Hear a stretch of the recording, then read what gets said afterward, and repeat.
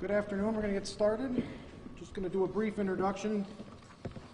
The purpose of this press conference today is to give a community an update about the Oakwood Ave shooting from last night. In addition, we're going to hear from some of our law enforcement partners in the region on some of the additional resources that we're going to get help here in Syracuse, and also to provide an update as an agency what we're doing here to combat gun crime in Syracuse. If we can, just please save all the questions for the end. Today we're going to hear from our Chief of Police, Joseph Cecil, our Mayor, Ben Walsh, State Police Major, Vincent Lightcap, Onondaga County Undersheriff, Jeffrey Passano. We also have in attendance today Lateef Johnson-Kinsey, who's the Director of the Mayor's Office to Reduce Gun Violence, and Jimmy Oliver, our Director of Community Engagement. At this time, I'd like to turn it over to our Chief of Police, Joseph Cecil. Thanks, Matt. Good afternoon, everybody. Typically, when we start press conferences like this, we usually start with a cold and antiseptic detailed description of what went on. I don't want to do that. I'd rather start out with a warm and personal description of the victim herself. So Brexy Alley Torres Ortiz, an 11-year-old, 5th grader at Blodgett School, Syracuse STEAM at Blodgett School. I spoke with the principal at Syracuse STEAM at Blodgett School, Dr. Valentine, earlier this morning. It was not a short conversation. He mentioned all these things about her. She was president of her fifth grade class, chosen by all the other 5th graders. Academically, she was considered high honors in the high honors program. She was very involved in the school dance program, loved to dance. They referred to her as the hall monitor of other students, always giving them value, always making sure they had what they needed to attend their classes, and pushing them to succeed. These are all his words, by the way. They spoke of her attitude, too. And when I say they, it was both him and one of his administrative assistants. They spoke of her attitude, her smile that was there at the beginning of the school day, and at the end of the school day as well. Most of all, they spoke about her humanity toward others, how much she cared about others, and showed it every day. This is an incredible description for anyone. It is an exceptional and stellar description of an 11-year-old. And I wanted to start with that before we go into the other details, because it's important to know who this 11-year-old was and what she stood for and her legacy. So just to recap, for those of you who don't know, on Monday, January 16th, 2023 at 7:43 p.m., officers responded to the 400 block of Oakwood Avenue for a shots fired call. Upon arrival, officers located an 11-year-old female, Brexy Anna, who was shot in the midsection. 3 of our officers performed life-saving treatment, including CPR, until the ambulance got there, and she was transported up to Upstate Hospital, where she expired shortly after that. A 19-year-old male was also shot and arrived at Upstate via private vehicle. He sustained a gunshot wound to the leg and is expected to survive. The investigation obviously is still very active and ongoing, and anyone with information is asked to call the Syracuse Police Department Criminal Investigation Division 315-442-5222. However, if you go on our Facebook page or our website, or the city's website, you will find several anonymous ways that you can also give us details about what went on there, and we would welcome those from anyone. As I mentioned, the 11-year-old victim was Brexy Alley Torres Ortiz. The 19-year-old was Isaiah Cruz, and Lieutenant Malinowski can get you the spelling on that when the press conference is over with. Again, I went over the current investigation. We're obviously still canvassing, looking at active cameras in the area. We had fairly good camera footage coverage, both with our own cops' cameras and with some of the housing cameras, so we're working on that. But again, we need tips from the community. It's a partnership. It's not one-sided. We know there's folks out there right now that very likely know who the shooter was. We'd love to have that information. We don't care if it's anonymous or not. We just need that information so we can continue on with this investigation and find some closure for this family, this grieving family. Wanted to mention as well, what SPD has been doing to combat gun violence. It is not a little, it is a lot. We continue to do it.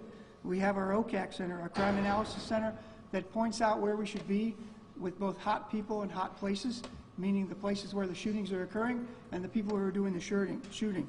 And we have enhanced police presence in proactive areas that are going to be now in Central Village, but have been there as well prior to this as part of one of the hot spots. We will have proactive anti-gun details out there. We've already been doing this, folks. We took 266 guns off the street in 2022, so it's already been done. We have our GIVE street ops that have been going out there. That is the gun violence street ops with New York State Police, Onondaga Sheriffs, probation, parole, all things we've been doing, and we'll continue to do those and ramp them up. The Gang Violence Task Force, Shot Spotter, cops cameras, license plate readers, and again, the Criminal Intelligence section where we get all of our information and direct our resources. I want to mention some of the things that aren't really necessarily police related, but we have PAL. Jimmy Oliver is in the back there, and PAL is out there trying to give the young people another pathway besides gun violence and gangs. He has done a phenomenal job. It's just a little over a year that he's been doing that program. He's had 3,000 children through that program. I'm sorry, Jimmy, it might be 4,000, I forget the number, and 38 events have been already organized and carried out, and they continue on. It's basketball, football, jiu-jitsu, skateboarding, art contests, all kinds of things that are going on, and children from all over the city are participating in this program. But folks, let's face it, none of this is enough if we're losing the children. We simply have to do better. Better enforcement with our local law enforcement partners, many of them who are standing behind me today and who are out in the audience as well. Better engagement with community activists, better outreach with our community workers and our community outreach workers, and we just must do better. We can't allow this, and we will do better. So I want to thank everyone for being here again, and I think that's all I have. I believe, Matt, I don't know if you're going to come up or you want me to just... Okay, Thank you, Chief. Now we're going to have the opportunity to hear from our mayor, Ben Walsh, for his remarks. Thank you. Thank you, Lieutenant. Thank you, Chief. As you heard from Chief, we lost a special young lady last night. My heart breaks for her family, her friends, her classmates. It is an unimaginable pain that our community is facing right now, but especially that her family is facing. I want to thank Syracuse Police Department, our officers, our first responders. I was on scene last night. Again, that's something that you don't want anyone to ever have to experience or see, but we had officers doing life-saving CPR, doing everything they could to save that little girl's life. That little girl did nothing wrong. She walked down the block to get milk for her family. She did nothing wrong. And now we've lost her. I think we're all feeling the same emotions. Again, grief, first and foremost, but anger and frustration. I've heard from many community members. I've heard from faith leaders. People are upset and they're angry and they're looking for something, some way that they can make it better. And that's what we're all doing here. And that's what we are going to continue to do. I want to thank our law enforcement partners. I think it speaks volumes about Governor Hochul and the troopers that they are here with us today, as well as Sheriff Shelley and the Sheriff's Department. We are going to work hand in hand with them, not only on this investigation, but on addressing the root causes of gun violence going forward. The most important thing that we can do now is hold those responsible accountable. And that is something that the Syracuse Police Department and our law enforcement professionals are exceptionally good at. And everyone that walks out of their door toting a gun and is considering using that gun should think about what I just said. We are exceptionally good at catching those people that are perpetuating violence in our community, and I'm confident in SPD and in our law enforcement partners that they will be, again, in this case. As the Chief mentioned, it isn't limited to law enforcement. We have many great community partners. We have many programs that are out there supporting people at risk of violence, involved in violence, and those that are unfortunately innocent victims of violence. On the topic of innocent victims, I can't help but to continue to think about Brexiali's classmates that went to Blodgett today expecting to see their friend. Again, an exceptional young lady, and they didn't see her. I have been in regular touch with Superintendent Davis. I spoke with him last night. He was already mobilizing his staff, his crisis response team, to be on site. Spoke with him again this morning. The crisis response team and additional staffing was not only on site at Blodgett, They were also on site at Seymour, where Brexiali went as recently as last year and is certainly grieving her loss as well as the students at Martin Luther King Jr. School, right across the street from where this incident happened, and walking into school as SPD was breaking down the crime scene. The trauma ripples across the city and across this community, and it is difficult to quantify and difficult to think about the generational impacts that it has on, again, everyone in our community.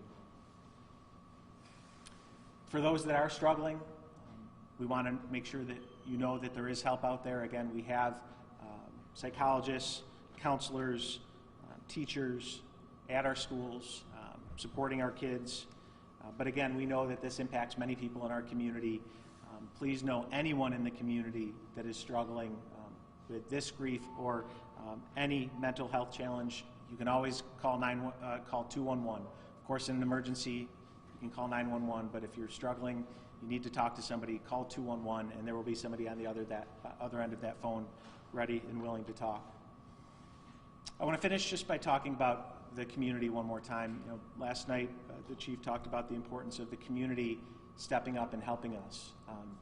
I want to say, and Chief will agree, that we have incredible members of our community. Again, some of the very first people that we hear from when these incidents happen, and we are lucky and we are blessed to have people in our community that don't get paid to do this work, but are out there doing everything they can to help. And we don't ever want anything that we say to suggest otherwise. But as the chief correctly stated, we have people in our community that know who pulled the trigger last night and know who pulled the trigger on the previous incident and the incident after that. And just think, if those people were willing or able to step up and share information with us in a way in which they felt safe, we could end this. We could end this crisis. The fact that we can't shows that there's much more work to do in building trust and making sure that people feel safe, but also in holding those accountable, whether they're toting guns, pulling the trigger, or protecting those that are. We will seek you out. We will hold you accountable. But for now, we grieve. Thank you. Thank you, Mayor. At this time, we'd like to invite the State Police Major, Vincent Lightcap. Major. Thank you, Lieutenant. I'd like to start by offering my condolences to the family. The New York State Police is going to work to fully support the Syracuse PD and Chief Cecil however is needed. There's going to be extra patrols designated to the city of Syracuse. These patrols are going to consist of uniformed members, plainclothes investigators, K-9 units, and the State Police Community Stabilization Unit. The Community Stabilization Unit that works this area has been very effective. Last year, we removed over 80 firearms off the streets, and that unit working in conjunction with the Syracuse PD, I hope is very beneficial. Thank you. Thank you, Major. Now we're going to hear from our Onondaga County Undersheriff, Jeffrey Passano. Thank you, Lieutenant. On behalf of Sheriff Shelley and all the men and women of the Onondaga County Sheriff's Office, we want to send our condolences to the family and friends of the victim. This is a complete tragedy. I've met with Chief Cecil and his command staff, and the Sheriff's Office is ready and able to give whatever resources we have that Chief Cecil and his staff deem fit to assist with this incident. Whether that be uniform patrol, K-9s, use of Air One, or whatever Chief Cecil or his staff deems fit. Thank you. Okay, we're going to start with the questions. We'll try to keep the order that we had, so we'll start with Chief Cecil and work our way down, but if you have to ask, they can step up to the mic as well, okay? Chief? Chief, what has your investigation showed you so far in terms of exactly what unfolded? So just pretty much what I told you. I mean, there's certainly some details beyond that that our investigation has revealed. We can't really go into them now. Obviously, it would jeopardize the incident, the case. What I can say is what we've told you already and what the mayor emphasized a minute ago.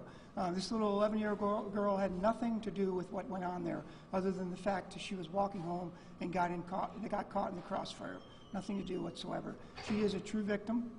It's a true tragedy. But other than that, again, we are moving along with this investigation. It will certainly help to have Onondaga County Sheriffs and New York State Troopers to help us out with this.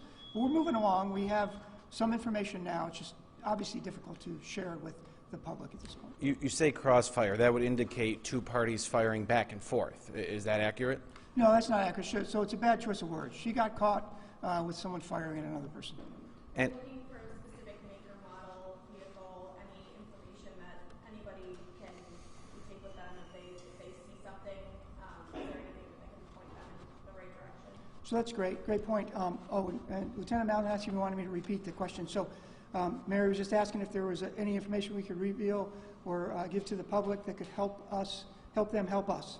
So right now, I would say no, other than if you know something, if you heard something, if you saw something, if you heard from someone else about who the shooter might be. That's the type of information we need right now. As far as the vehicle, obviously we have a vehicle description from video footage. We don't want to necessarily give that information out at this point. In this particular point at this stage of the investigation, we don't want to give that information out. And there was someone other than the driver in the car. At this point, it appears so. Have you been able to determine if the 19-year-old and the 11-year-old were connected in any way? So yeah, so she's asking if the 19-year-old wasn't connected to the 11-year-old. We haven't determined that, and I don't believe it's the case. So I don't think it's. Well, I'll say it right now. We haven't found any connection between the 11-year-old and the 19-year-old. No. And what about? It said that the 19-year-old was taken to the hospital by private transport. So how close were they? Were the people that took the 19-year-old able to see that there was this little girl also shot and they didn't take her to the hospital? So it's a great question. She's wondering if the people that took the 19-year-old to the hospital were close enough to see the 11-year-old on the ground as well. You'd have to ask them that. It's probably something we will ask them.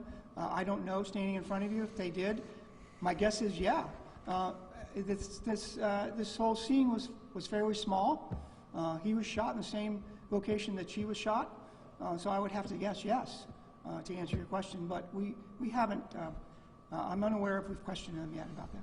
Was the shooter outside of the car at the time or in the moving car? So he was asking if the shooter was outside of the car or inside the car. Again, that's something that at this stage in the investigation I'd rather not say.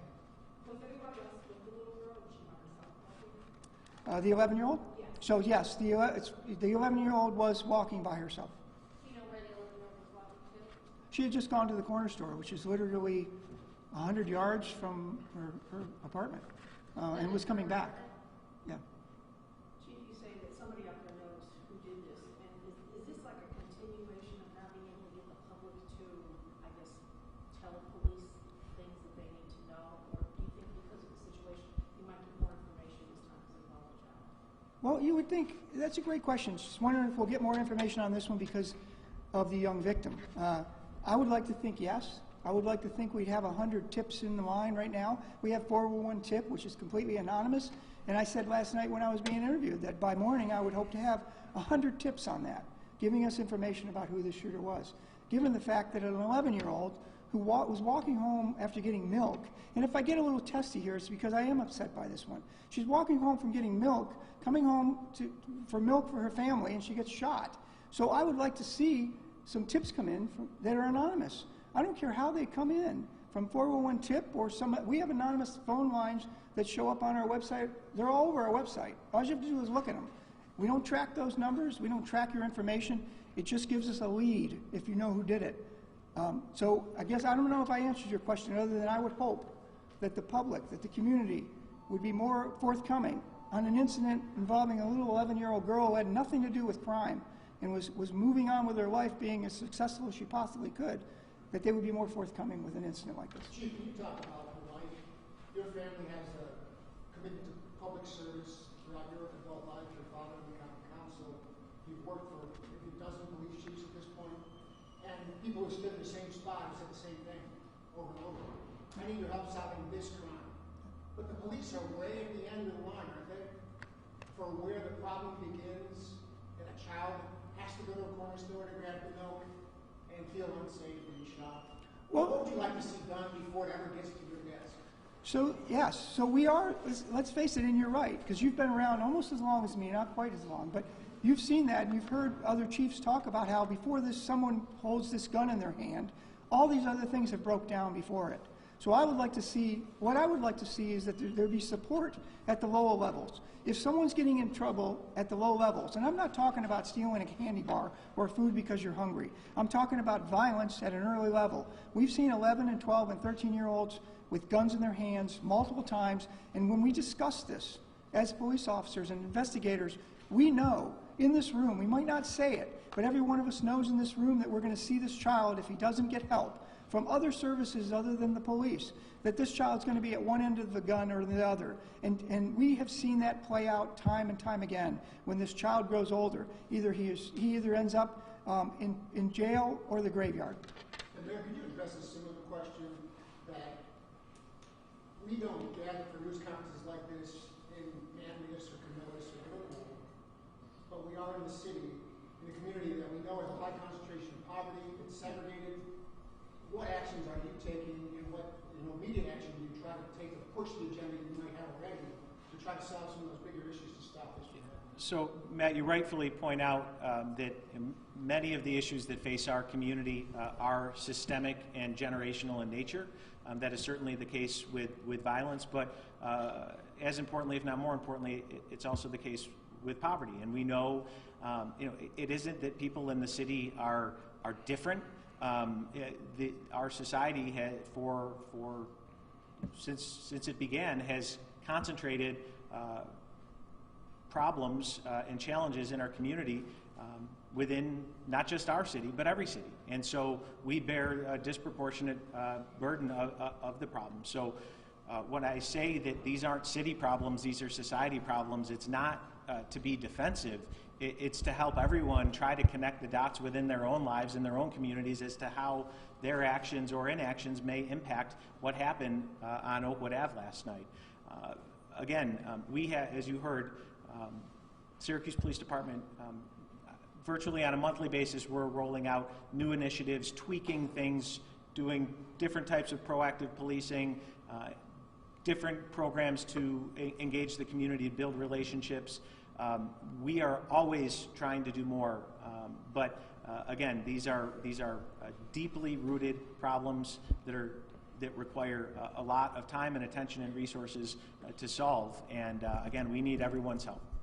Did Governor Hochul reach out to you or Chief Cecil, or did someone reach out to her? And have you heard from other state lawmakers who represent this area who can offer some more resources, some more help? How did the state police become involved?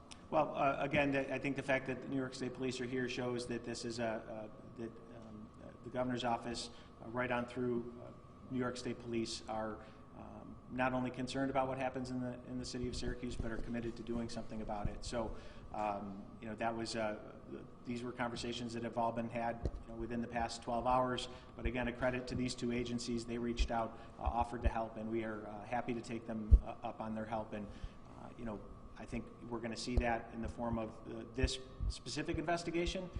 But I'm encouraged and believe that we're going to see more interagency collaboration going forward to address some of these bigger problems. What were the conversations in the last 12 hours? That Syracuse Police needs help and therefore we need state police? I think that to their credit, these agencies reached out to us. We are never shy about asking for help, but again, SPD is eminently capable and is very good at what they do.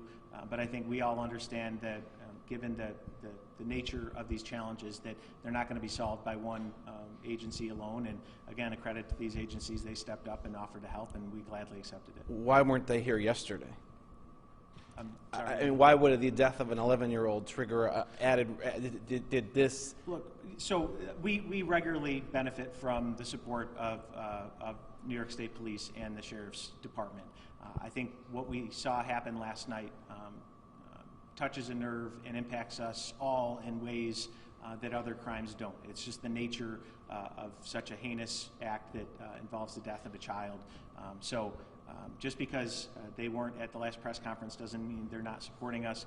But again, I think we also need to acknowledge that we have new leadership, and we see it as an opportunity to engage further and deeper. And I think that their presence here today is an indication that there's mutual interest in that. So have you heard from any other state lawmakers or Representative Williams from Congress? Anybody else who can offer their services? I haven't had personal conversations with any other state or federal lawmakers. I have been in touch with some counselors. Mayor, this seems to be the case of somebody in the wrong place at the wrong time. What does this do to the psyche of children, of families who may live, near this young girl, or anybody? It has shaken this community to the core. As I said, Ellen, this young lady did nothing wrong. Her family did nothing wrong. And while oftentimes when we see incidents that involve gun violence, these are between people that know each other and know the risk that they're putting themselves in the middle of. Clearly that wasn't the case last night. And again, I think that is why it shakes everyone. And you can only hope, while we would never, ever want to see anything like this happen, you can only hope that what everybody in the community is feeling right now is ultimately put into action to try to make sure it never happens again. But again, we've been here before, and we're going to continue to do as much as we can, invest as many resources as we can to try to solve these issues. But they're difficult. Chief, the neighborhood today, neighbors of the store and the apartment where this was all centered, expressed discontent that there wasn't a police presence this morning. All of a sudden the crime scene's gone and so are the officers. They expressed general dissatisfaction that there aren't officers knocking on their doors to get to know them. To those specific criticisms, what would you say? Sure, and Andrew, I just want to answer your last question about where were the troopers yesterday or the day before. Just so you know, that GIVE initiative, which is the gun violence initiative, which has been going on for 10 years, I think now, through the governor's office, does involve New York State Police, Onondaga County Sheriff's, probation, parole. They are here multiple days a week, if not all days a week, working in conjunction with us with gun violence.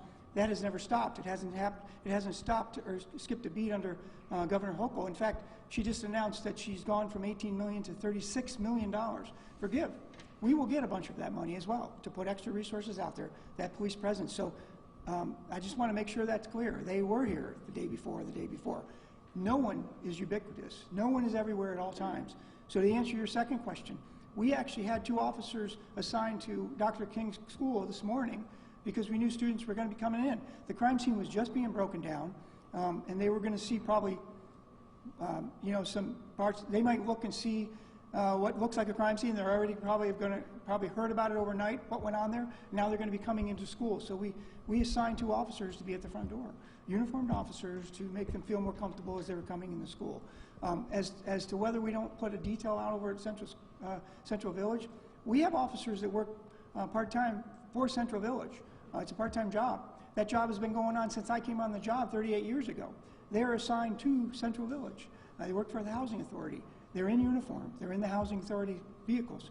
We also have SID, which is our drug unit, constantly over there doing surveillance, working in conjunction with the director over there. And when we find out that there's a house that's dealing drugs or guns or whatever, we contact him after we've made an arrest so that he can evict that person and make it safer over there. So if folks aren't seeing us enough, I apologize. We'll try to do better because we can always improve. Chief, as to the physical calamity events that took place, relative to the intersection of Oakwood and 150 East, where was the young lady when she fell? Also, I wonder, sir, where was the assailant vehicle? Was it on which street? And the rounds, as they went downrange, did they go into Central Village? Did they go to the school? Did they go to the store? What was the physical layout? Yeah, so that's really great questions, all of them. But it's not something I'm going to answer right now in this investigation. But no impact on other buildings, or like holes in anybody's house or in the school or anything like that? Well, again, I don't want to get into that. It's clearly, but it's a good point that you make, and everyone knows this. Certainly the shooters know this. When they fire off these shots, which we're hearing all the time now, they go somewhere. Sometimes they go into a building, sometimes into a car, and sometimes tragically they go into an 11-year-old girl who's coming back from the corner store. They do go somewhere, but to answer where all those shots went, it's not something I want to necessarily answer right now. Do you know how many people were in the car? The car from where the gun originated, the shots? We do know how many were in the car, and again, it's something we're not going to reveal right now. Are you discouraged to say how many shots were fired? Not at this point. Is the corner store a hot spot, one of the hot areas that you refer to that you can kind of track and know about? Was there any issues there, anything related to gang activity, anything like that? Sure. It's known to police. Good question, and I forgot to keep answering. Can everybody hear everyone? So you don't even need to, okay. So that's a great question. So nuisance abatement is where we usually, corner stores and other markets and other businesses usually trigger on what's called nuisance abatement, which is 3 crimes of specific nature, 3 arrests, and then we realize we have a problem there. We also have what's called an operations meeting every Thursday where we talk about problem areas and problem locations and problem businesses. This place is not a flag for us. It doesn't have one strike against nuisance abatement, nor have we talked about it in ops as a collection point for gang members or anything like that. And what about the 19-year-old? Last night you said that it was possible he was the one they were aiming for. Have you been able to confirm that? And if so, do you know why he was targeted? Sure, so we haven't confirmed that yet. It was just speculation last night, but we obviously are working in the investigation to confirm that, and once we do, we can hand that information out. It's a delicate thing to say right now, but last night I was simply speculating. And has he been talking? Have you been able to, I don't know how bad his leg is. Oh, he's talking. Yep. He's able to talk. Let me put it that way. There's a detective up there that was up there last night. Detective visited him this morning again. So he's clearly able to talk. Now, what they're getting out of him, I don't know at this point. Is the 19-year-old also a resident of that neighborhood? I don't know his address offhand. I shouldn't say I don't know. I have his address somewhere in here. Lieutenant Malinowski can certainly give you that address, or probably not his address. There's no sense in giving out people's addresses, but he can tell you whether he's a resident of that area. Time for a couple more. Mayor, can we ask one more question on a broader view? We hear a lot of comments today. It seems universally everybody's saddened about this tragedy, certainly.